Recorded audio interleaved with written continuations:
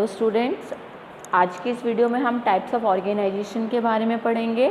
अपनी पिछली वीडियो में हम ऑब्जेक्टिव्स ऑफ ऑर्गेनाइजिंग और प्रिंसिपल्स ऑफ ऑर्गेनाइजिंग के बारे में पढ़ चुके हैं। आज हम क्या पढ़ेंगे? टाइप्स ऑफ ऑर्गेनाइजेशन, मतलब ऑर्गेनाइजेशन कितनी तरह की होती है।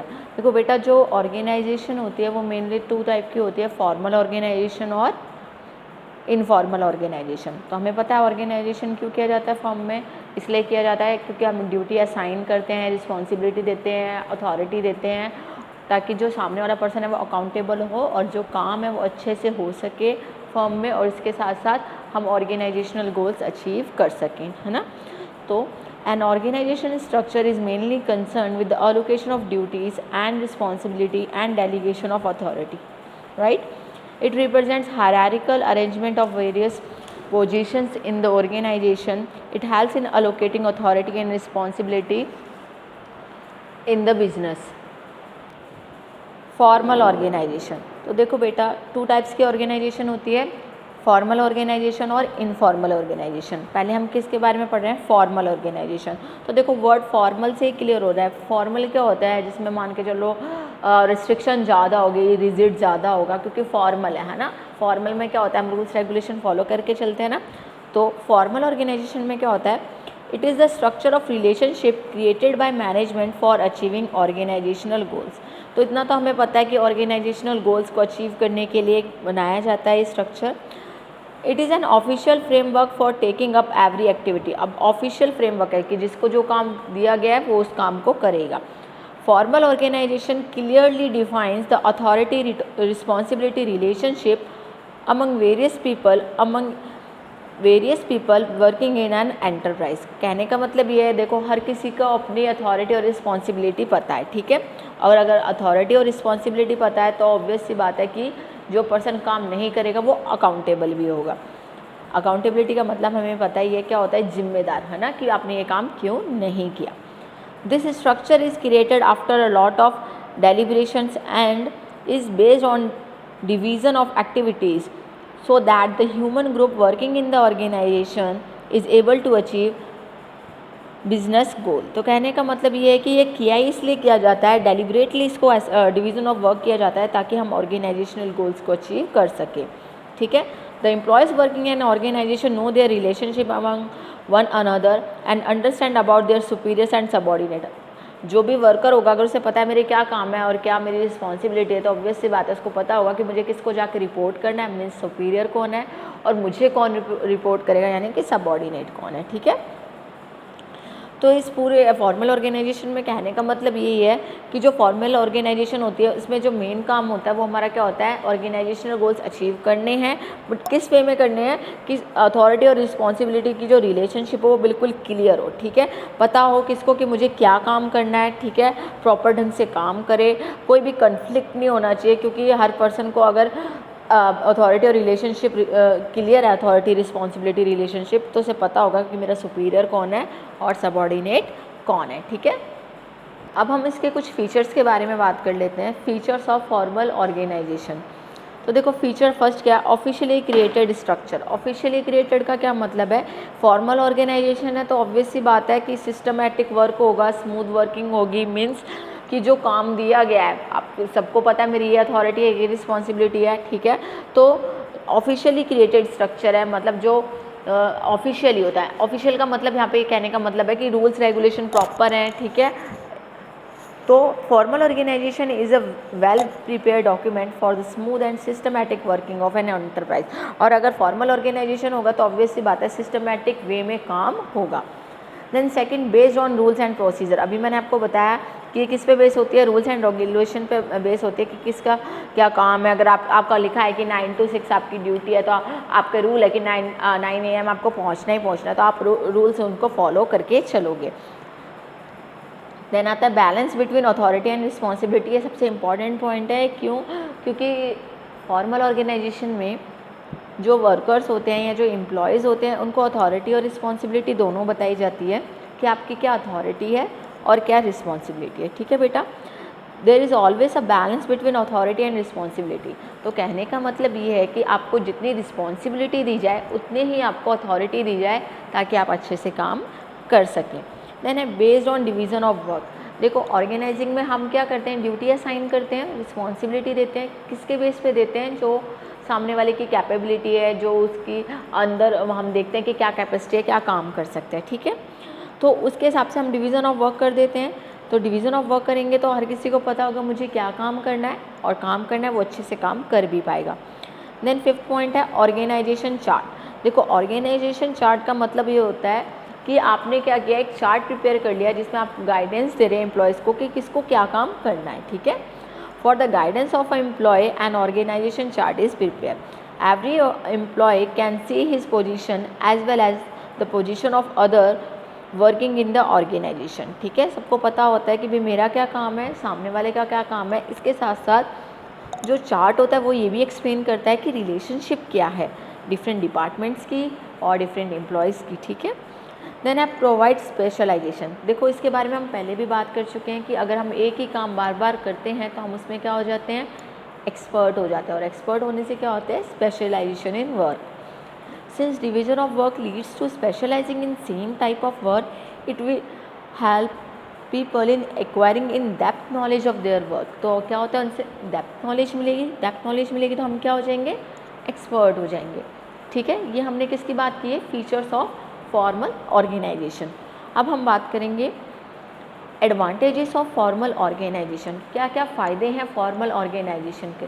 देखो बेटा, अथॉरिटी और रिस्पॉन्सिबिलिटी टास्क क्लियर है, ठीक है, सबको पता है हमें क्या काम करना है, कुछ रूल्स एंड रेगुलेशंस भी हैं, ठीक है। हमने बात की थी स्पेशलाइजेशन भी होता है क्योंकि सेम टास्क हम करते हैं।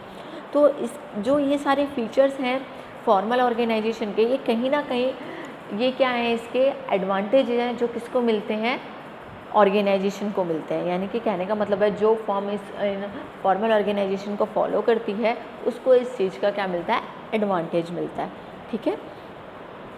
तो इसका देखो फर्स्ट एडवांटेज है स्पेशलाइजेशन। हम इसके बारे में बात कर चुके हैं क्योंकि अगर हम एक ही काम बार बार करेंगे तो हम इसमें स्पेशलाइज हो जाएंगे, एक्सपर्ट हो जाएंगे, एक्सपीरियंस हो जाएगा।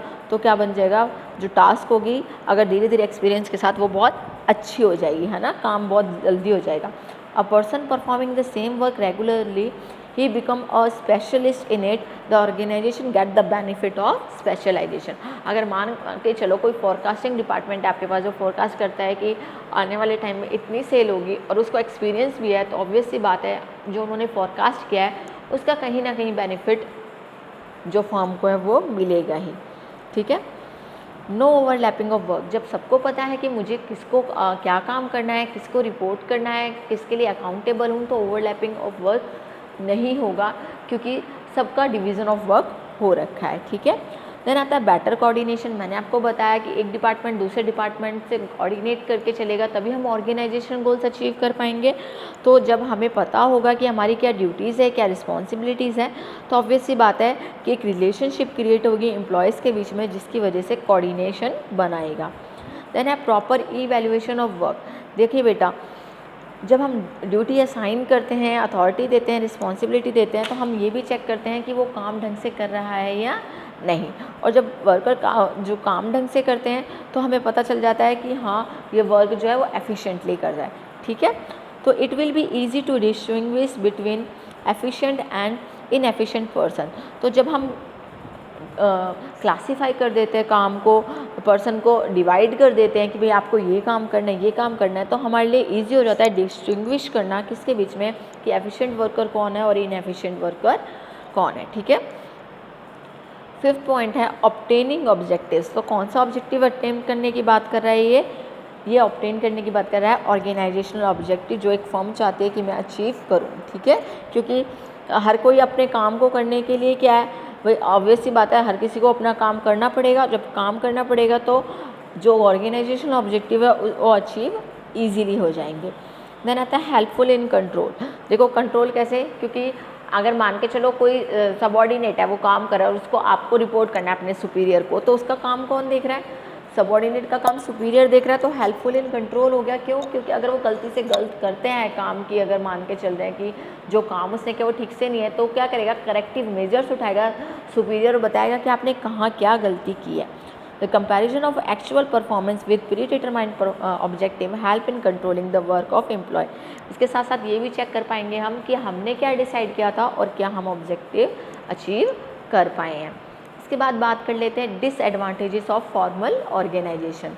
तो देखो बेटा, अब हम जानते हैं कि अगर हम कोई भी चीज़ है तो आप सब जानते हैं कि every coin has to aspect. तो एक क्या है हमारा एडवांटेज है, तो दूसरी ऑब्वियस सी बात है इसके डिसएडवांटेजेस भी होंगे ही। तो इसके जो फर्स्ट डिसएडवांटेज है वो है मैकेनिकल सिस्टम। मैकेनिकल सिस्टम का मतलब ये है, कहने का मतलब है जो काम है वो मैकेनिकल इन नेचर है, ठीक है।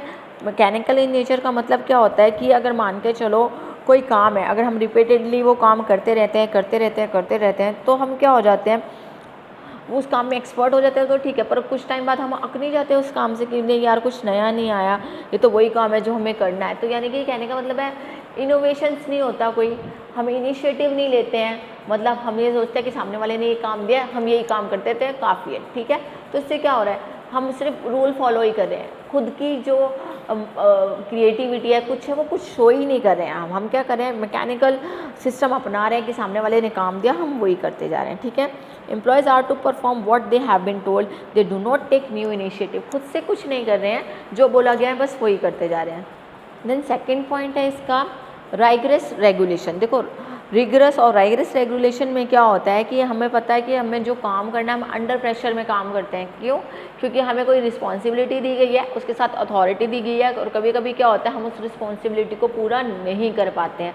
तो हम क्या करते हैं, अंडर प्रेशर काम करते हैं कि अगर मैं काम पूरा नहीं कर पाया तो, अगर ऐसा नहीं हुआ तो the employees remaining under pressure for following the rules and regulation, the officers only emphasize the implementation of rules and regulation in letter and spirit, ठीक है। तो क्या हमें हमेशा क्या कहते हैं, प्रेशर में काम करते हैं क्योंकि हमें रूल्स एंड रेगुलेशन फॉलो करना पड़ता है। देन थर्ड है डिले इन वर्क। देखो काम में डिले कैसे होगा, क्योंकि फॉर्मल स्ट्रक्चर है। हमने पढ़ा है कि जब भी हम कोई काम फॉर्मली करते हैं तो पेपर वर्क ज़्यादा होता है, उसके बाद इससे मतलब काम असाइन करवाना है या किसी भी चीज़ को आगे काम देना है तो उसके लिए मीटिंग्स वगैरह बैठती है, काम वगैरह बांटा जाता है। तो क्या होता है, डिले इन वर्क होता है, क्योंकि जो रूल्स एंड रेगुलेशन होते हैं कि आपको इसी वे में काम करना है, इसी तरह से काम करना है, उस वजह से क्या हो जाता है, डिसीजन लेने में टाइम लगता है, और डिसीजन लेने में टाइम लगता है तो डिले इन वर्क होता है, ठीक है बेटा। अब हम बात कर लेते हैं इनफॉर्मल ऑर्गेनाइजेशन की। देखो इनफॉर्मल ऑर्गेनाइजेशन क्या होती है, पहले थी फॉर्मल ऑर्गेनाइजेशन जिसमें रिजिडिटी थी, रूल्स एंड रेगुलेशन थे। अब इनफॉर्मल इसकी अपोजिट है, तो ऑब्वियस सी बात है इसमें रूल्स एंड रेगुलेशन कम होंगे, रिजिडिटी कम होगी, ठीक है।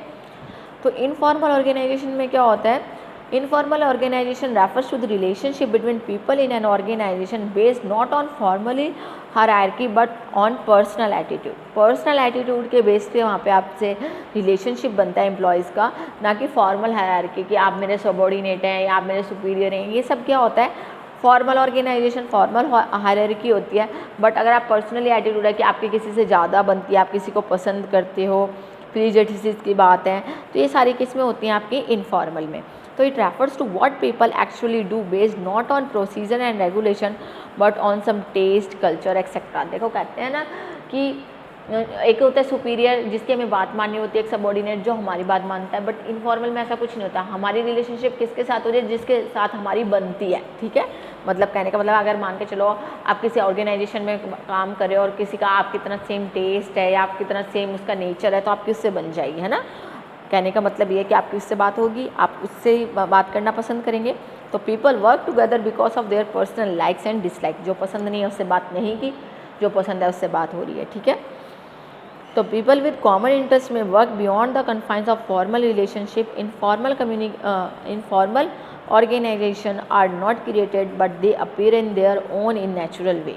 तो कहने का मतलब ये देखो फॉर्मल ऑर्गेनाइजेशन तो होती है जहाँ हमें सैलरी मिलती है, एम्प्लॉय होता है, एक सबॉर्डिनेट होगा, आपके सबॉर्डिनेट्स होंगे, आपके सुपीरियर होंगे, ठीक है, अलग अलग होंगे, आपके साथ आपके कलीग्स होंगे, बट जो उनमें से हम चुनते हैं अपनी मर्जी से वो हमारे किस में आ जाता है, इनफॉर्मल ऑर्गेनाइजेशन, जो बनाने की जरूरत नहीं होती, जो ऑटोमेटिकली बन जाती है।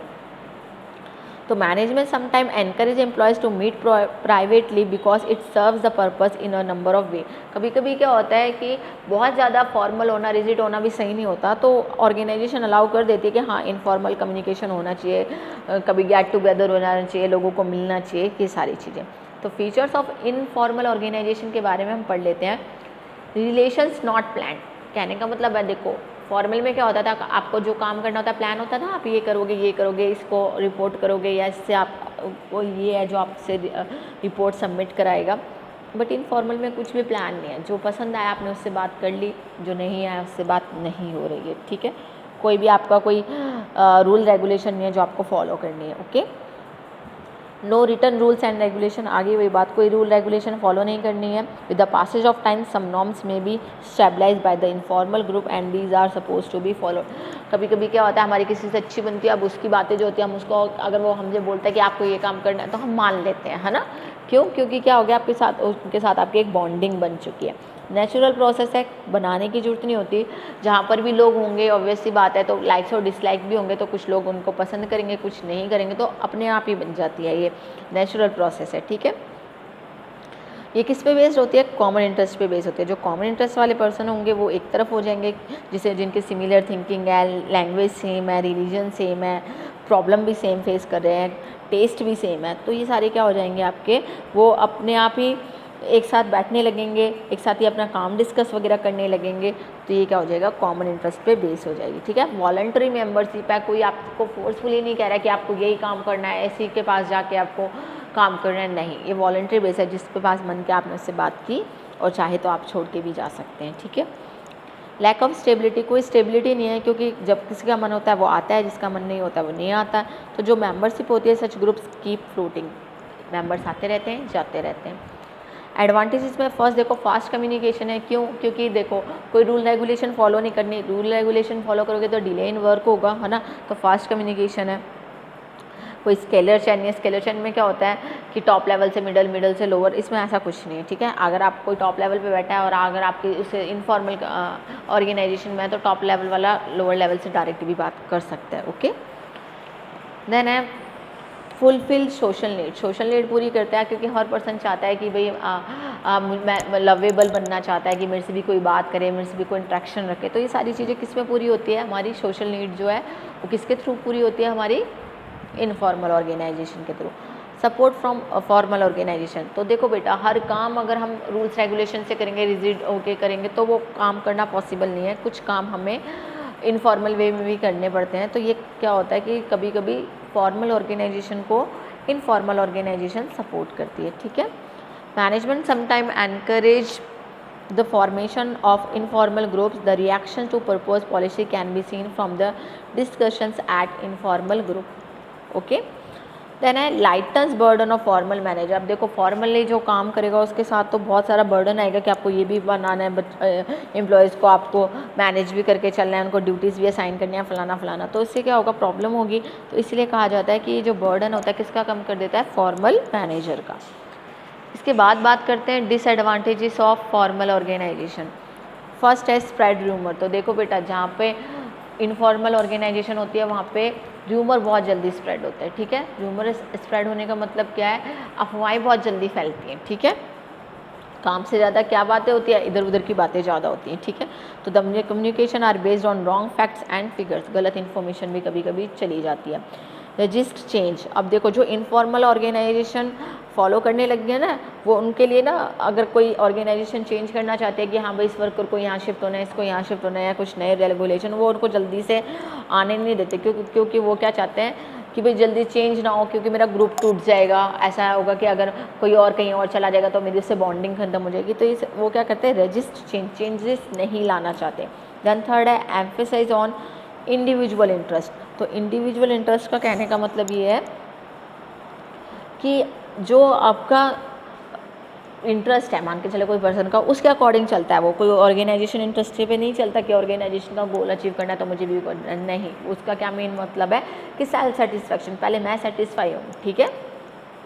तो बेटा ये जो पूरा अभी हमने पढ़ा फॉर्मल और इनफॉर्मल, इसके बारे में हमने पढ़ा है कि फॉर्मल ऑर्गेनाइजेशन क्या होती है, इनफॉर्मल ऑर्गेनाइजेशन क्या होती है।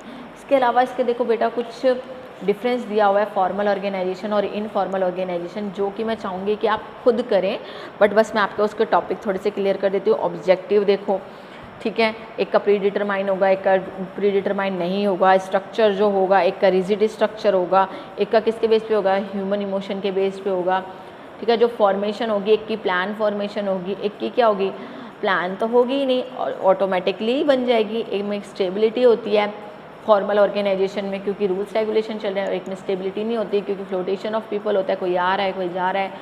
कम्युनिकेशन जो होती है वो हम स्केलर चेन का प्रयोग करते हैं ना, कि top level, middle level, lower level, उसमें कोई स्केलर चेन का यूज़ नहीं होता। कमांड की बात हो रही है तो इसमें एक प्रिस्क्राइब कमांड होती है फॉर्मल ऑर्गेनाइजेशन की, कि सुपीरियर आपको बात कर रहा है कि सुपीरियर से आपको कांटेक्ट करना है और सबऑर्डिनेट जो है वो आपसे कांटेक्ट करेगा। कुछ ऐसी चेन होती है, चेन ऑफ कमांड, जब यहाँ पर इसमें कोई चेन ऑफ कमांड नहीं होती, सेंटिमेंट्स जुड़े होते हैं। सेंटिमेंट्स मतलब इमोशंस जुड़े होते हैं, ठीक है। फ्लेक्सिबिलिटी, जो फॉर्मल ऑर्गेनाइजेशन है वो रिजिड है, इनफॉर्मल ऑर्गेनाइजेशन फ्लेक्सिबल है, क्योंकि इसमें आना और जाना बहुत ईजी है, ठीक है। लीडरशिप की बात करें तो जो फॉर्मल ऑर्गेनाइजेशन होते हैं इसमें मैनेजर लीडरशिप प्रोवाइड करता है। इसमें जो क्या होता है, हम अपनी तरफ से मेंबर चुनते हैं कि हाँ भाई ये हमें लीड करेगा, ठीक है। देन अथॉरिटी जो होती है वो फॉर्मल ऑर्गेनाइजेशन में क्या होता है, जो ऊपर होगा हमसे यानी सुपीरियर होगा उसके पास अथॉरिटी होगी। बट इनफॉर्मल में ऐसी कोई नहीं होता कि भाई आपके पास जॉब से सुपीरियर उसके पास अथॉरिटी है, नहीं। इनफॉर्मल में क्या होता है, it gives informal authority to the members. तो इनफॉर्मल अथॉरिटी, एक तो फॉर्मल है कि मान के चलो कि आपको काम करना है, अगर आपने काम नहीं किया तो आपका सुपीरियर आपको डांट लगाएगा, हाँ भाई क्यों काम नहीं किया, ये सब। बट इनफॉर्मल में ऐसा कुछ नहीं है, ठीक है। एग्जिस्टेंस की बात करें तो जो फॉर्मल ऑर्गेनाइजेशन होती है वो क्या होती है, वो it exist independently of informal group. अगर इनफॉर्मल ग्रुप नहीं भी है तो भी ये फॉलो कर सकते हैं हम फॉर्मल ऑर्गेनाइजेशन। ज़रूरी नहीं ना कि बॉन्डिंग बने ही बने लोगों की, नहीं। बट जो इनफॉर्मल ऑर्गेनाइजेशन होती है वो किसके अंदर होती है, वो फॉर्मल ऑर्गेनाइजेशन के अंदर ही अपने आप ही बन जाती है, क्योंकि ये एक नेचुरल प्रोसेस है, ठीक है बेटा। तो आज के इस लेक्चर में हमने क्या पढ़ा है कि फॉर्मल ऑर्गेनाइजेशन क्या होती है और इनफॉर्मल ऑर्गेनाइजेशन क्या होती है और उनके क्या क्या एडवांटेजेस और डिसएडवांटेजेस है। आई होप कि आप इस वीडियो को अच्छे से समझ सके और अपने नोट्स बना सके। Thank you students.